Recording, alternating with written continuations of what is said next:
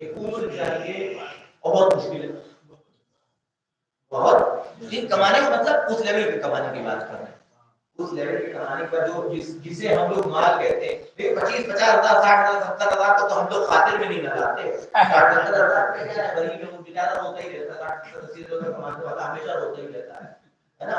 آپ ہوتے ہی نہیں. اب یہ اس پر چلے جائیے تو مثلا پورے ہندوستان میں صرف 10% لوگ ہیں کہ جن کی انکم جو ہے وہ 2.5 سے 3 لاکھ روپے ہے. 10% لوگ ہیں، اور پھر اس کے نیچے بڑھتے جائیے اور پھر 1% نیچے آ جائے. یعنی 12 لاکھ روپے کمانے والے لوگ جو 22% یا ایسے کم ہے نا. اور اس سے اوپر 10 لاکھ یا 12 لاکھ روپے سالانہ اوپر کمانے والے کی جو فہرست ہے جو گورنمنٹ کی طرف سے بھی ہوگی تو اس کی اضافے دیکھیے گا تو 80%. تو اب ہم لوگ تو آتے ہیں غریبوں میں 60-70,000 روپے کماتا ہے، وہ سارا غریبوں میں. لو پاورٹی نہ صحیح، لو پاورٹی صحیح ہو سکتا ہے، اس سے زیادہ کی حیثیت ہم لوگ کی ہے نہیں. لیکن آپ کو آپ دیکھیے بڑے بڑے لوگ آپ دیکھیں گے تو میکسیمم لوگ، میں یہ نہیں کہہ رہا ہوں سب کچھ نہیں ہوتا، سب کسی قانون میں ہوتا ہی نہیں ہے، سب کسی قانون میں نہیں ہوتا ہے. ہر جگہ کچھ نہ کچھ استثناء ہوتے ہی ہوتے ہیں. 15 منٹ میں ہم کو پڑھ دیتے ہیں ایک سوال پڑھ محمد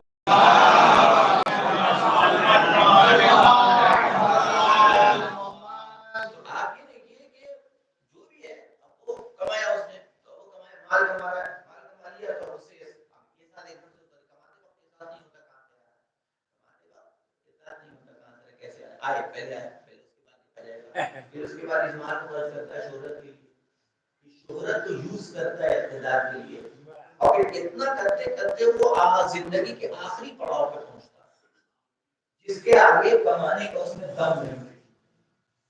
وہ ہاتھ کا جواب دے جاتے ہیں، زبان ظلم کرنے لگتی ہے، آنکھوں کے اوپر موٹا چشمہ لگ جاتا ہے، اور یہ والی کنڈیشن آ جاتی ہے. اب اسے احساس ہوتا ہے کہ چلو یہ تو کما لیا، لیکن منہ کے اوپر چاپلوسی کرنے والے ہیں، ہم کی عزت کرنے والا کوئی نہیں. تو اب یہ جو کچھ کمایا ہے اسے یوز کرتا ہے عزت کمانے کے لیے. اب وہ اپنے مذہب کے اعتبار سے وہ اس کو استعمال کرتا ہے، اور مذہب عزت کمانے کا ایک بہترین طریقہ اور آسان طریقہ ہے، چیپ اینڈ بیسٹ طریقہ ہے عزت کمانے کا. تو اب مذہب مثال کے طور پر اس نے کما لیا، یہ سب تو کما لیا، اس پڑاؤ تک پہنچانے کا عزت ہی نہیں ہے کوئی، تو پوچھنے بھی نہیں آ رہا ہے، تو اس کو سلام بھی کرنے والا نہیں. تب اس مال کو خرچ ہوتا ہے کائے کی عزت کمانے کی. تو پھر بڑی بڑی محفل، بڑی بڑی چندریاں، بڑے بڑے جھنڈے، مسجد، یہ ساری چیزیں جو ہیں وہ سامنے آنے لگتی ہیں، کائے کی آنے لگتی ہیں کہ تو اب یہ جب سسٹم رہتا ہے انسان کا. اب میں نے جو بات کہہ رہا تھا وہ حدیث سنانے کے چکر میں یہاں سے بات کو لے کر کے آ گیا کہ یہ گمان ہوتا ہے.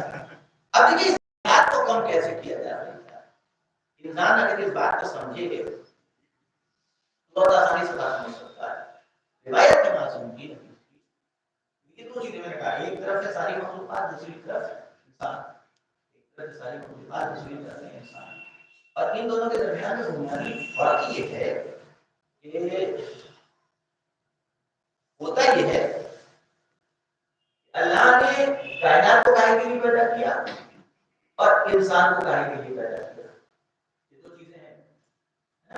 اللہ نے یعنی ہمارا ایک انسان کا دوسرے انسان کے حوالے سے ذمہ داری کیا ہے، یعنی ایک انسانی ہماری آپ کے حوالے سے کیا ذمہ داری اور آپ کے ہمارے حوالے سے کیا ذمہ داری. یہ ہوگا. پھر کائنات کی جو دوسری چیزیں ہیں ان سے ہمارا رشتہ کیا ہے، ان سے ہماری نسبت کیا ہے نا. اسے ایک مفہوم میں بیان کیا گیا، ایک جملے میں بیان کیا گیا کہ اللہ نے کائنات کو پیدا کیا تھا استعمال کرنے کے لیے. یعنی جو جتنی مخلوقات ہیں نا، نباتات، اللہ نے کائنات میں پیدا کیا ہے استعمال یوز کی چیزیں، اور انسان کو پیدا کیا ہے محبت کرنے کے لیے.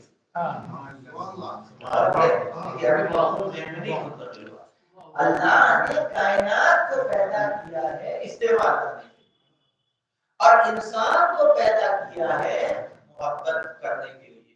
لڑائی اس وقت ہوتی ہے کہ جب ہم اس